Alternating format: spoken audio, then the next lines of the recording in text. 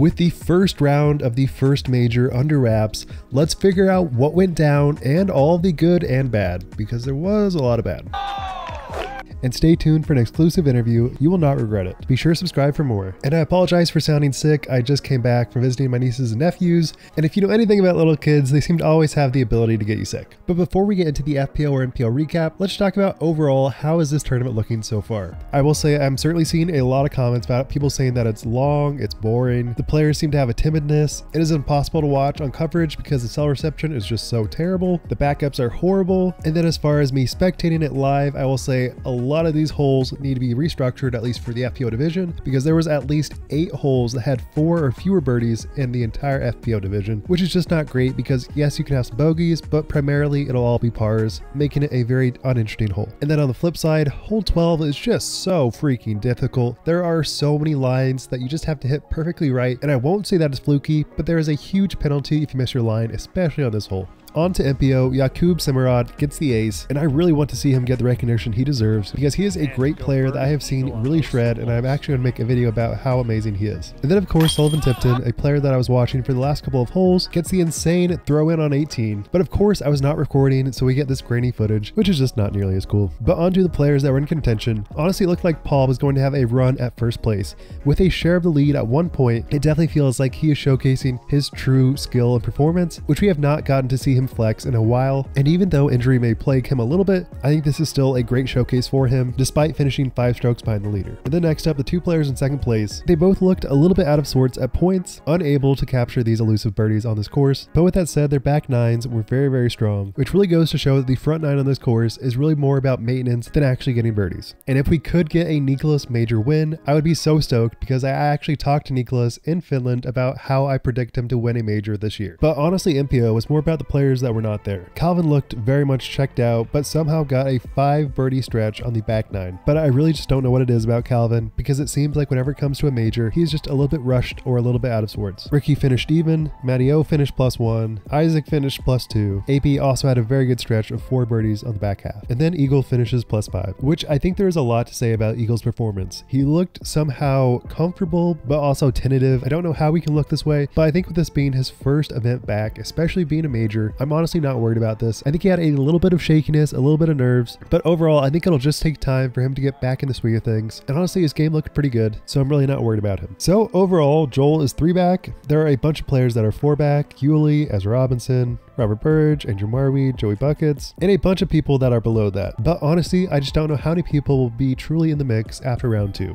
I think this course is so much about just not having blow up holes, but it seems to be inevitable, especially on this course. But then we get to the first place player that was just playing so strong, especially in the front 9. This player has been shredding this course year after year with a 1049, 1055, and now a 1058 rated round. Casey White with 5 birdies on the front 9 and nearly 100% circle 1 and a 224-foot throw-in. I have my doubts. Casey White seems to play so freaking well at this course, and while I was not able to watch a lot of his round, I did get to see the last couple of holes, and I think it really is all about how he just feels smooth and confident at this course, because at no point did he look stressed or concerned. It really was all about smooth confidence. And with that, I'll end it with him talking about his round. 3-stroke lead, how does it feel?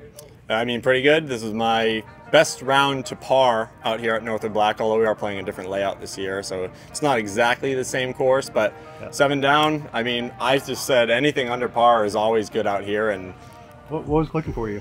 Really just cleaning up on the green. You know, I'm putting myself in range, inside circle, whether it's for par or for birdie, and just, you know, dialing in the stroke and the motion and just trusting my putt and banging chains. Let's say you do have a battle against Paul final round. How would that feel? That would be epic. I mean, obviously I'm a generation that followed Paul growing up and went before I was a professional, so that would be a dream come true. I've been like final round with Paul, and like, you know, it's kind of feels like that energy, like it's Paul and Ricky and I'm playing with them, but yeah, no, a major is something else, and everybody is here for the exact same reason, so it's gonna be a battle. I think it's probably one of my most relaxed rounds I've played in a long time. I definitely, you know, had a point where I put myself in a position where I started to be nervous about the position I was in, but not about the tournament or the round or anything like that. It's just everything's shot to shot here, and you know, I might feel nervous on one shot and the next shot I feel confident as ever. Yeah, you really just kind of, if you can get away with one, you just got to take it and run.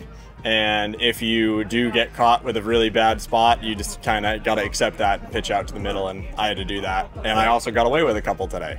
So it gives and takes. McBeth at 69. I just told myself, you got to will this one in there. Whatever you have, just will it in there.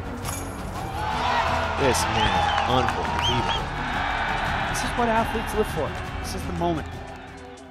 All right, on to FPO. All right, first up, Paige. This is definitely her best performance in a while, and it's certainly nice to see her back in her element. Sure, she was not playing her best, but she still looked smooth and confident and has a new flex forehand that is looking very, very good. Holyn was far and away the best looking player that I saw the entire round, with the only exception of hole 17, where she played a provisional above the bridge, which was looking to be a great play, but then she misses her putt and gets a double, which instead of putting her 1 stroke in the lead, put her 1 stroke behind the leader. Valerie Mandujano, currently in 2nd place, couldn't really see much of her round, but seems to be playing great and somehow got a 33-foot circle 2 putt, which continually makes me feel distrusting of scorekeepers. Eveliina played solid, 2 strokes back the lead, missed 6 of 7 circle 2 putts, but drumroll please, 100% circle 1. Love to see it. Eveliina is definitely in her element, but needs to go OB just a little bit less. And overall, her game is just feeling a little bit more refined and confident week after week, and I'm definitely here for it. Ohn looked like she had potential to be in 1st place, but just had a couple of blow-up holes, putting her 3 strokes back the lead. And before we get to the GOAT, there was a couple of names that did not show up at all today, scoring +8 and +9 respectively. Kat Merch, Katrina Allen, and Haley King. But let's get to the GOAT. Kristin was +2 through 11, and I don't know what it was about her game, but she was rushing, she didn't look very confident, she looked a little bit out of sorts, but with that said, she has this amazing ability to just show up at certain points in the round and really make it a good round when everything else doesn't really feel that particularly good or bad. It just feels a little bit unpolished. But man, she had some really good looking putts, and she had a crowd cheering her on. I was not expecting this, but there was a crew of like 10 Estonians that I know were Estonian because each one had a matching sweatshirt that said Estonia, and if that is not hype, then I don't know what is. And last up, Silva Saarinen gets the sneaky top spot, finishing 5 under. I will say, much like the MPO player currently in 1st, she just has a smooth, effortless form, which is really critical in hitting all these narrow gaps. And this continues the trend of her really showing up at majors. So while I do not think she will win this event, I do think she has enough potential to get a podium finish, barring any disaster blow-up holes.